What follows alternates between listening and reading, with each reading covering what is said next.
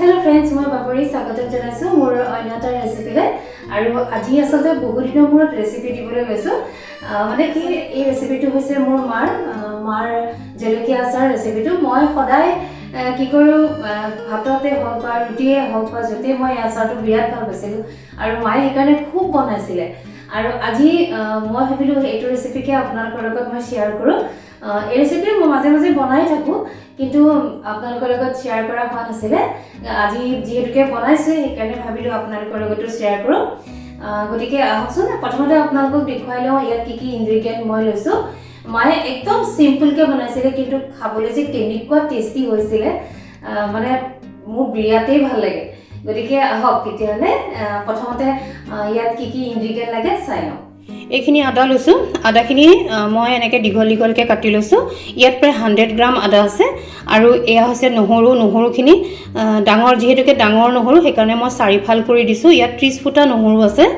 আৰু এফালে হৈছে এয়া সৰিয়হ আৰু মই কলা সৰিয়হ আৰু হালধীয়া সৰিয়হ দুইটাই দিছো প্ৰায় সমান পৰিমাণতে দিছো এইখিনি মই কালি ৰাতিয়ে ভিনেগাৰত তিয়াই থৈছো ভিনেগাৰত তিয়াই থোৱাৰ কাৰণটো কি হৈছে মানে সৰিয়হখিনিত গোটে ভিনেগাৰখিনি সোমাই যায় আৰু তেতিয়া খুব ধুনিয়া টেষ্ট এটা হয় আৰু তাৰ লগতে সৰিয়হখিনি বটাটো সহায় হয় আৰু ইয়াৰ মেইন ইনগ্ৰেডিয়েন্ট হৈছে এয়া জলকীয়াখিনি কালি ৰাতিয়ে মই ভালকে ধুই শুকুৱাই লৈছো আৰু যিকোনো আচাৰে নবনাও কিয় মানে বস্তুখিনি যিহৰে আচাৰ নবনাও সেইখিনি মানে কি হয় ফ্ৰেছ হ'ব লাগে ফ্ৰেছ নহলে আচলতে আচাৰখিনি ভাল নহয় আৰু বেছি দিনলৈ নাথাকেও হেতু কাৰণে জলকীয়াখিনি মই একদম ধুই পখালি একদম পুৰা ভালকে লৈছো আৰু এতিয়া জলকীয়াখিনি মই কাটি লম আৰু এইফালে এইখিনি সৰিয়হখিনিও ধুনিয়াকে পেষ্ট এটা বনাই লম তেতিয়াহলে ফ্ৰেণ্ডছ আহক তেতিয়াহলে কৰি লম এইখিনি ফ্ৰেণ্ডছ প্ৰথমতে মই ইয়াৰ যিখিনি ঠাৰি আছে ঠাৰিখিনি কাটি লম আৰু তাতে যদি অকমান কিবা বেয়া আছে মই সেই জলকীয়াকিটা আৰু নিদু কাৰণ আজিকালি জলকীয়া কি হয় পটককে বেয়া হৈ যায় পানীটো থাকিলে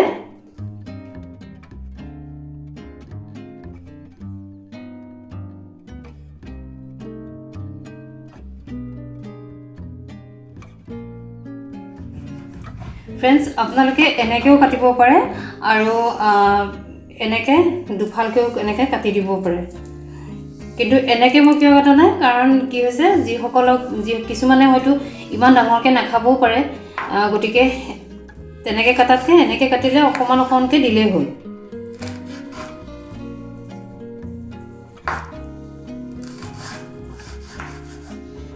আপোনালোকে যেনেকে মানে ভাল পায় তেনেকে কাটিলেও হ'ব আৰু এটা কথা যদি আপোনালোকে ভাবে কি যে অকমান মিক্সিত বনাই পেষ্ট এটা বনাই দিও তেনেকেও কৰিব পাৰে ফ্ৰেণ্ডছ এয়া কেৰাহী পাতি দিলো আৰু কেৰাহীটো অকমান গৰম হওঁতে এইফালে মই এতিয়া দিম মিঠাতেল আৰু এইফালে দিছো এতিয়া মিঠাতেল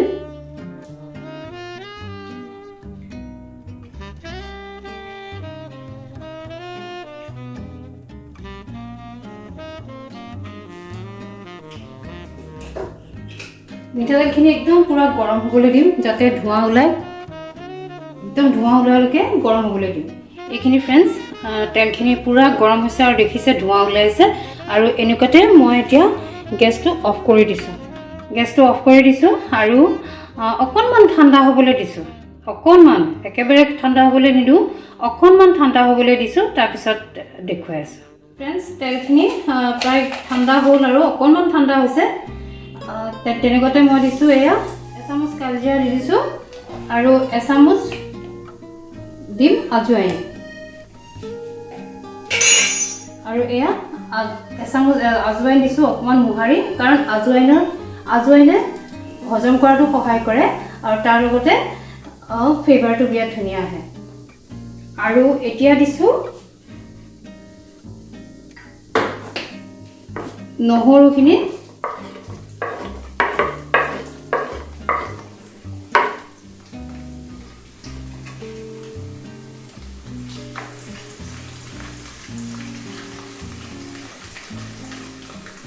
নহৰুখিনি দি দিছো আৰু অকণমান ভাজি লম বেছি নাভাজো আৰু ৰঙচুৱা হ'বলৈকো নিদু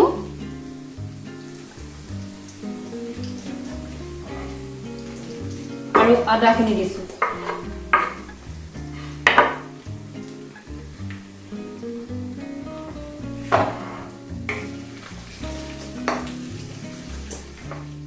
মই কিন্তু গেছটো অফ কৰি থৈছোঁ দেই, গেছটো কিন্তু জ্বলোৱা নাই।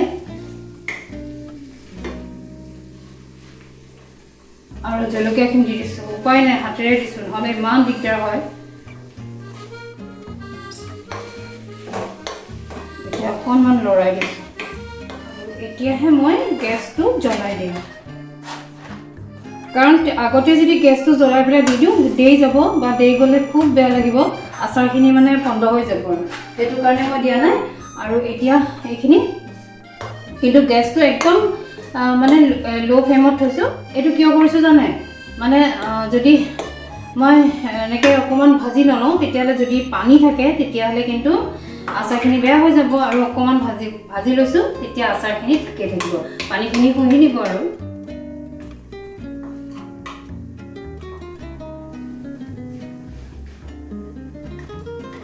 মই কিন্তু বেছি সময় নাভাজোঁ, কাৰণ এই সৰিয়হখিনি দি দিয়াৰ পাছত সৰিয়হখিনিৰ যিটো হেৰি গুণ হয়, কেঁচা গুণ, সেইটো গুচি গ'লে আচাৰখিনি টেষ্টটো বেয়া হয়, মানে ভাল নালাগে। আৰু সেইটো কাৰণে মই বেছি সময় নাভাজোঁ, যাতে কেঁচা গোন্ধটো থাকে সৰিয়হখিনি। আৰু এতিয়া মই এইখিনি অকণমান অখালি দিছোঁ।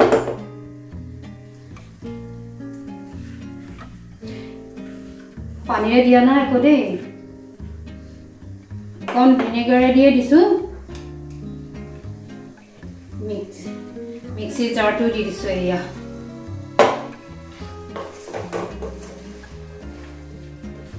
আৰু এতিয়া দিম নিমখ।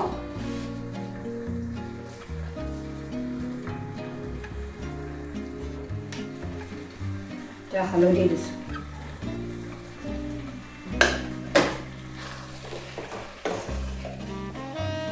আৰু এচামুচ চেনি দিছোঁ বেলেঞ্চৰ কাৰণে। ভিনেগাৰ যে দিলোঁ, টেঙা মিঠা জ্বলা ইমান টেষ্ট হ'ব নহয়। প্ৰায় 1.5 চামুচ দি দিছোঁ দেই।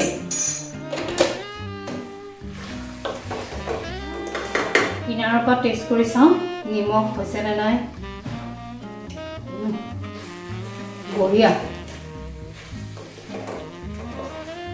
অকণমান চেনি লাগিব।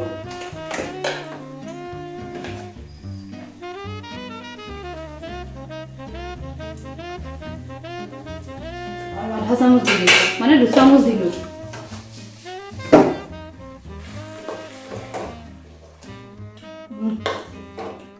বঢ়িয়া হৈছে।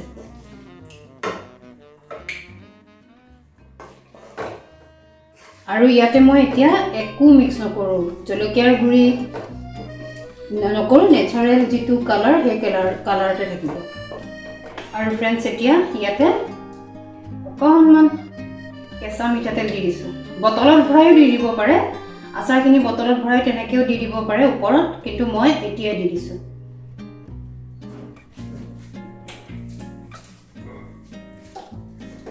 যাতে যিটো মানে কেঁচা গুণ, সেইটো সৰিয়হৰ কেঁচা গুণটো থাকে। আৰু আপোনালোকক এটা কথা ক'ব পাহৰি গৈছিলোঁ, মোৰ জলকীয়া আছিলে 250 গ্ৰাম, কাৰণ গোটেইখিনি মই হিচাপত দিছোঁ, জোখত দিছোঁ, গতিকে জলকীয়াটো দিয়া নাছিলোঁ, সেইকাৰণে দি দিলোঁ।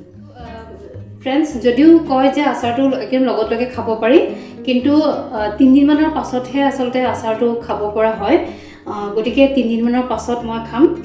আৰু এটা কথা দেখিলেনে, ইয়াত মই কোনো ধৰণৰ মছলা ব্যৱহাৰ কৰা নাই, খালি সৰিয়হৰ বাহিৰে অকল সৰিয়হে দিছোঁ। গতিকে খাবলৈ একদম চিম্পুল হয়, খাবলৈ টেষ্টি হয়। আপোনালোকে এবাৰ ট্ৰাই কৰিব দেই। মই এতিয়া ইয়াতে ঢাকনখন নামাৰোঁ, অকণমান দেৰি মই এনেকৈ থৈ দিম। যেতিয়া একেবাৰে চেঁচা হ'ব তেতিয়াহে ঢাকনখন মাৰি থ'ম। এতিয়া মই এনেকৈ থৈ দিছোঁ। ফ্ৰেণ্ডছ, আজিৰ এই আচাৰৰ ৰেচিপিটো আপোনালোকৰ কেনে লাগিল কমেণ্ট কৰিব, আৰু এবাৰ ট্ৰাই কৰি চাব, আৰু ট্ৰাই কৰি আপোনালোকে কেনে পায় কমেণ্ট কৰিব। আৰু মোৰ চেনেলটো আপোনালোকে ফ'ল' কৰিব। তেনেহ'লে ফ্ৰেণ্ডছ, আজিলৈ আপোনালোকক এৰো, বাই।